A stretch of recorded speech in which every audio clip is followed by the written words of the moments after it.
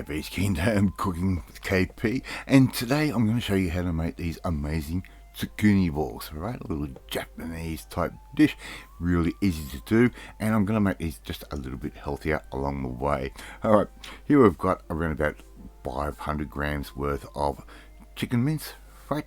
And all I'm going to do now is add in around about 2 spring onions, finely diced or finely cut, and I'm going to add in 1 egg as well. That can go straight in just like that. That was a double yolko, so double the yolk, double the fun. Right, so put that in. I'm also going to add in some fresh breadcrumb. You could around about sort of a half a cup's worth. You could use panko if you want. I've just made up some fresh breadcrumb, tearing up some bread and putting that in my food processor. A teaspoon's worth of sesame oil, that can go in just like that as well. And all we have to do now is give all of that a good stir, just like I am doing right there. I just get all those little ingredients combined together. It doesn't sound like a lot of seasoning, but the simple seasonings are often the best. Put that in the refrigerator, let that chill down. We need to make up our sauce. We're going to add in 1.5 tablespoons worth of rice vinegar. We're going to add in 1.5 teaspoons of mirin, tablespoons worth of soy sauce, right, just like that. And I'm also going to add in about a tablespoon's worth of brown sugar. Right, put that all in the pan, just like we've done there. We're going to put that on a low heat, dissolve the sugar, and then we're going to reduce that sauce until it becomes a little bit thick, right? Not too thick, just a little bit thicker than what it is now.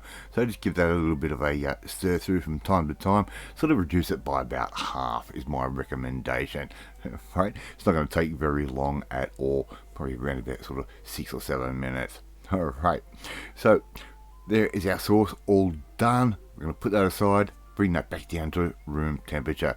Alright, time to start making up our balls. I'm just going to use a little ice cream scoop, and I'm going to scoop these out into nice little mounds, just like we're doing right there.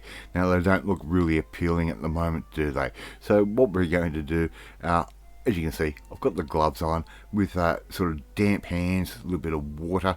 We'll work these through.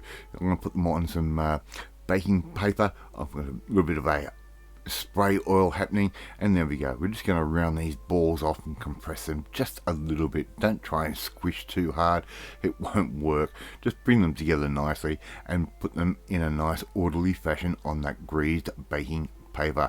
Alright, now you can put these into a fry pan if you want. They might be just a little bit too soggy to do that. Some of the recipes I've seen, they put them on a skewer. Look, these just won't hold together that way. Right, they're all done. All our little soldiers in a row. Ovens at 180 degrees Celsius.